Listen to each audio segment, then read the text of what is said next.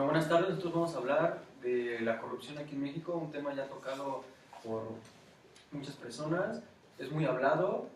En mi caso yo les voy a comentar y voy a platicar de la corrupción económica. Hace unos días, como bien saben, Andrés Manuel López Obrador está de gira en Europa y llegó a Londres, Inglaterra, donde afirmó que en México no todo es corrupción.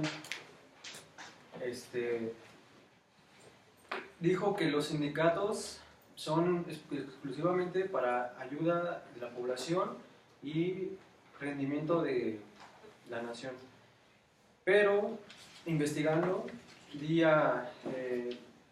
que en La Jornada lanzó un artículo donde muestra la CTM, el sindicato más presente, que ha tenido sus problemas desde la muerte de Gamboa. Nos habla de que Gamboa en el 2014 tuvo un ingreso de 27.718.000 pesos, pero ese año también gastó 50.865.000 pesos, 83% de la caja de ingresos. Y lo raro es de que aquí en la CTM no hay salarios, no hay alguien que haya salario mínimo, ni que gane más ni que gane menos. Todo se pone en su salario. Y Gamboa tuvo un incremento en sus cuentas privadas de un 47.8% según la revista Forbes.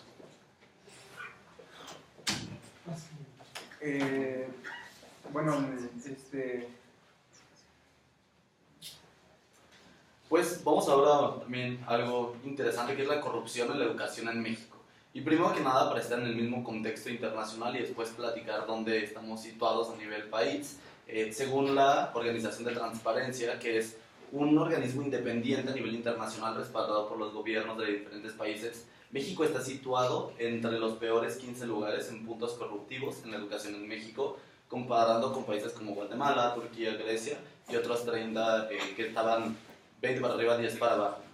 Entonces, teniendo ese contexto, vamos a profundizar un poquito en qué es lo que está pasando en el ámbito corruptivo dentro de la educación en México. ¿Listo? Entonces, durante este año se aprobó un presupuesto de egresos federal de más o menos 5.500.000 de pesos, según se publicó en el Diario Oficial de la Federación. Eso, en el artículo que se publicó, se destina también en qué entidades federativas y en qué estados van a estar repartidos y cómo se va a atribuir el dinero para las escuelas, principalmente públicas, en todo México. Pero esto ha ido decreciendo desde el 2015. Desde el 2015 el presupuesto gubernamental ha disminuido desde un 0.6% hasta un punto completo. Y en la educación no es una excusa. Desde la reforma educativa ha hecho que la inversión que se hace o la apuesta que se hace en la educación sea todavía más baja, donde el principal apoyo es para gente en estudios de escuela normal básica y de ahí en adelante ya no hay un futuro apoyo gubernamental. Lo raro aquí, independientemente de que sean aproximadamente 2 billones de pesos, lo que se invierte solamente en primaria en escuelas públicas, es que solamente un 38% llega a esas escuelas, un 38% del 100% que se hace la inversión.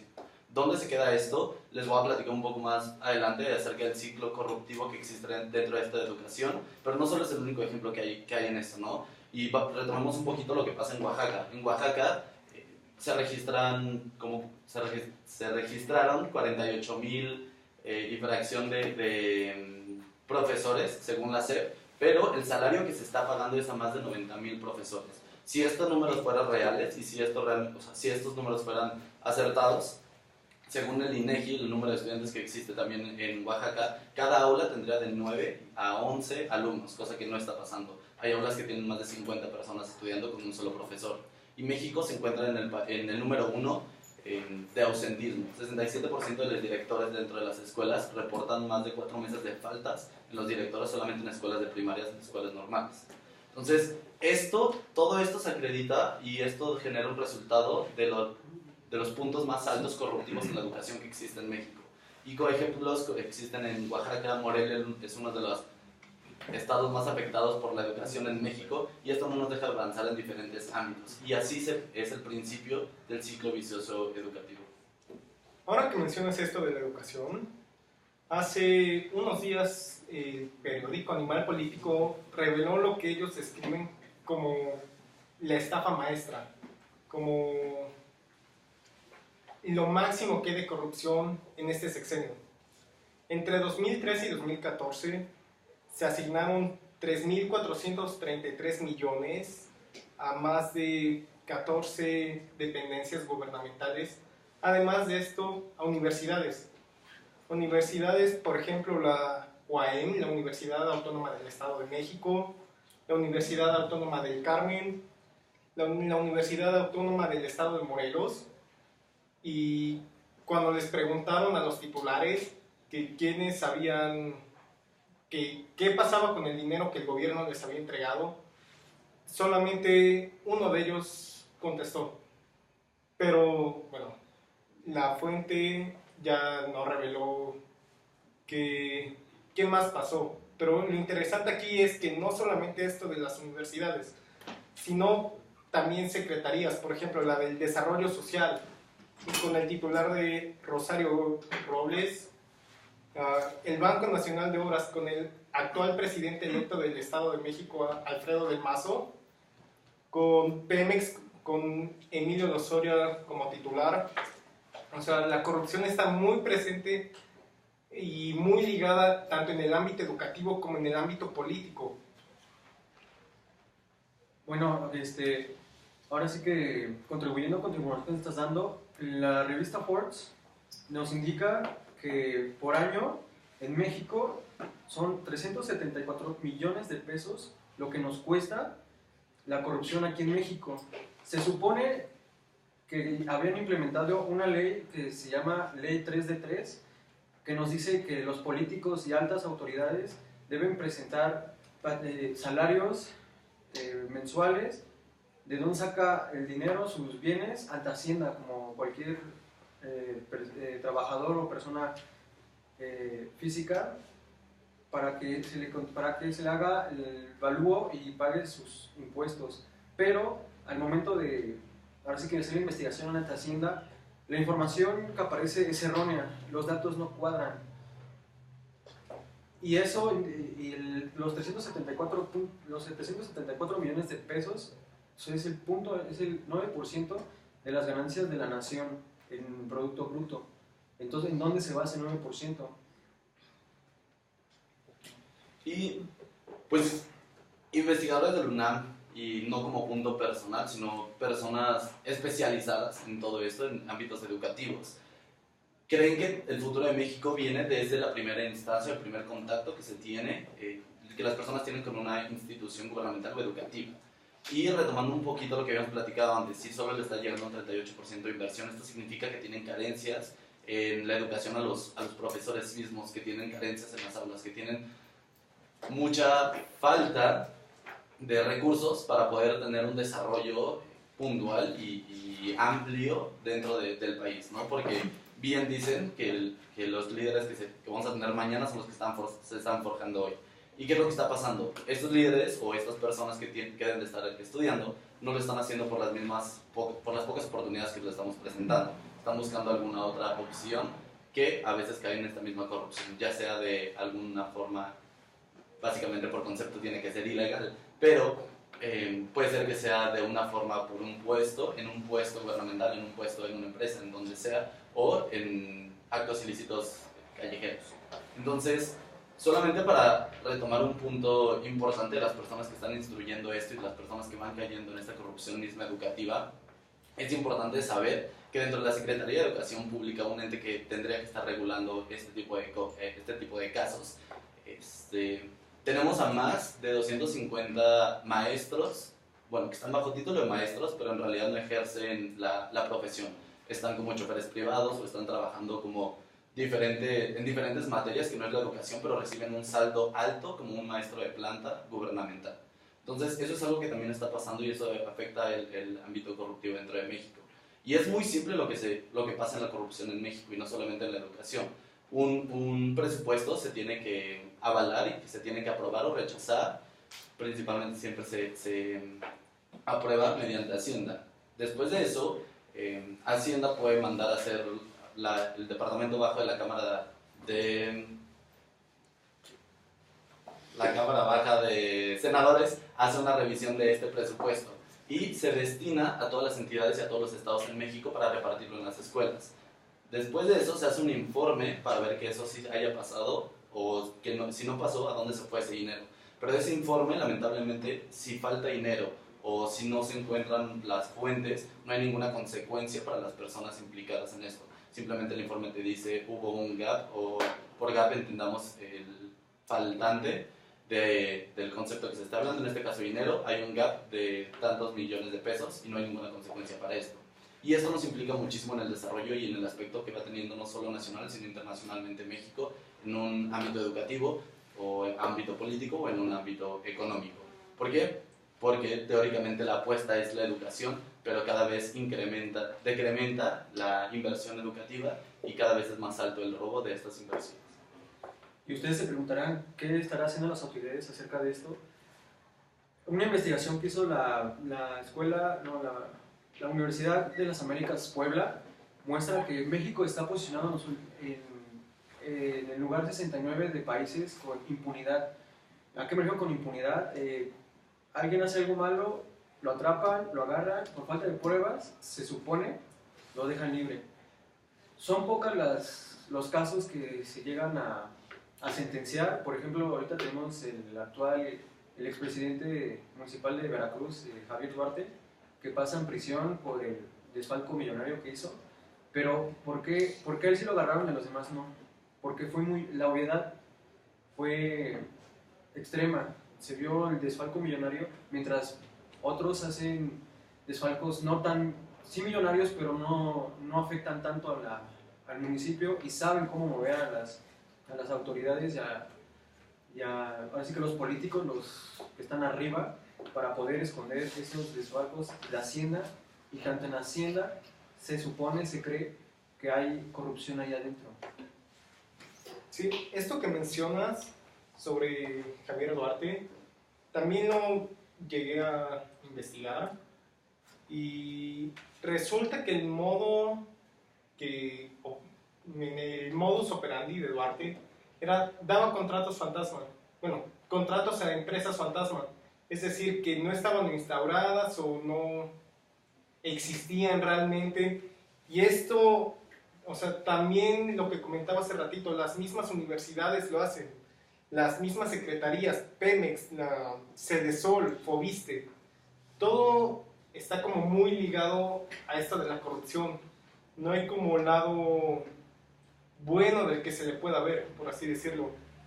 Ahora, quisiera preguntarles, ¿ustedes creen que nuestro actual presidente Enrique Peña Nieto ha hecho algo en contra de la corrupción? Yo pienso que no ha hecho nada, ya que armando toda la investigación que se hace y viendo todos los noticiarios y el estado del país, siento que Peña Nieto es un títere en esta nación, y hay un sistema que ya se puso hace años y que nada más necesita una carita para ponerlo como líder, y cualquier culpa que pueda tener ese sistema, ahí tengan su chivo expiatorio. De mi parte, remitiéndome un poquito a lo que hemos escuchado y a las fuentes que hemos tratado sobre la mesa, creo que me remito muchísimo a las evidencias y a la obviedad de los asuntos. No tanto por una experiencia propia, sino por la vivencia que tienen las personas en esta situación corruptiva, o que se han sido afectados directamente por ellos. Hablo por ese 38% que no está recibiendo la educación. Hablo por ese México que está en los puntos delictivos más fuertes a niveles internacionales. Con base en estas experiencias, creo que las iniciativas existen, simplemente el mismo sistema se ha demostrado que ha sido retrógrada y que no ha seguido evolucionando a través de los años como en diferentes países. Entonces, contestando un poquito la pregunta que nos planteas por acá, veo que el sistema y las iniciativas existen, solamente hay una falta de seguimiento y una falta de actualización, y dejar de ver el beneficio propio y empezar a ver por unos terciarios. Creo que esa sería mi propuesta, retomando un poquito los temas hablados ahorita. Déjenme decirles que, al igual que ustedes, el 56% de los encuestados por el diario El Financiero creen que no ha combatido nuestro presidente la corrupción. Estas encuestas, bueno, aquí tengo varias preguntas, de que, por ejemplo, ¿ustedes lo consideran un tema serio? Sí, claro. Sí, el 79% de la población también lo cree, mientras que el otro 21% no. ¿Creen que es cosa de todos los días? Sí. ¿La corrupción en México? Sí. Sí, leo que es algo que se suscita muy frecuentemente. Y tristemente, solamente el 48% de los encuestados creen que es cosa de todos los días. Lo que nos lleva a que México esté en el lugar 95 de 123 del índice de percepción de la corrupción de Transparencia Internacional. Es decir, vivimos la corrupción, estamos dentro de la corrupción, pero no nos la creemos, o sea, no vemos qué tan clara es, no somos conscientes de qué tan adentro de la corrupción estamos. Ahora ya estuvimos hablando sobre la corrupción, ahora de lo que mencionamos, Fer, sobre cómo combatirla. Yo pienso como conclusión que lo que se ha estado haciendo recientemente, por ejemplo, cuando un policía está pidiendo mordida, que lo graban y lo suben a redes sociales, o sea, debemos empezar con uno mismo, con esas posibles pequeñas acciones que demuestran que queremos ver un cambio. También, por ejemplo, o sea, el simple hecho de no ofrecer nosotros la mordida y llevarnos nuestra multa de tránsito, porque, bueno, estoy seguro que a muchos nos ha pasado eso. También hay asociaciones civiles. Hay una llamada Asociación en contra de la corrupción y a favor de la transparencia, me parece, no recuerdo completamente el nombre, pero ahí, si se meten a su página web, te explica de cualquier tema, de investigaciones sobre estadísticas, o sea, y también necesitamos como tal un cambio de mentalidad, yo creo, porque no solamente es esto, sino, por ejemplo, a fomentar la cultura de las denuncias. ¿Estamos de acuerdo? Sí. Bueno, yo, ahora es que mi conclusión para la corrupción económica, antes de eso quiero mencionarles que uno ahora sí que como persona ve mal al gobierno. Por ejemplo, uno compra un auto y hay que pagar la tenencia, y muchos lo que hacen, la tenencia se paga cuando un vehículo es arriba de 400,000 pesos, y cuando una persona compra un vehículo arriba de 400,000 pesos le toca pagar tenencia. Pero ¿qué es lo que hace? Conseguir placas de Morelos, ya que en Morelos se paga tenencia y circula diario aquí.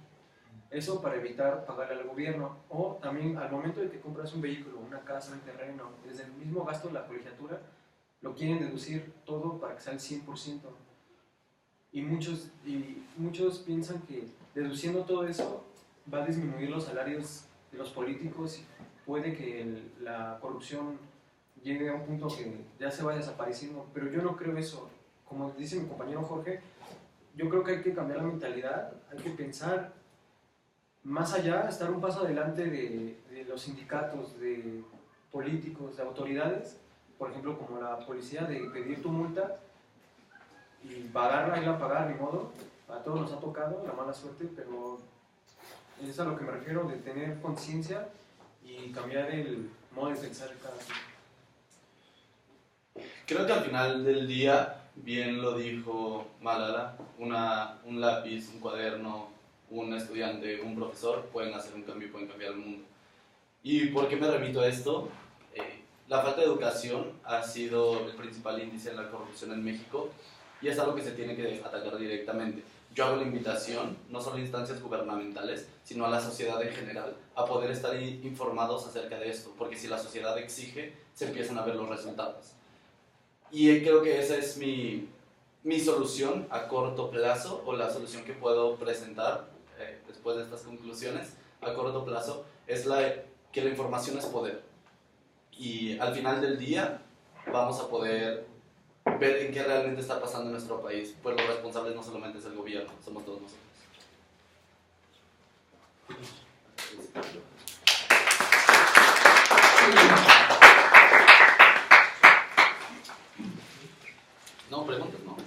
preguntas, pero déjenme. ¿También con video las preguntas? No, si quieres. Ay, no digas que se pagó. ¿Sí se grabó? Yo tenía un salón de la borra,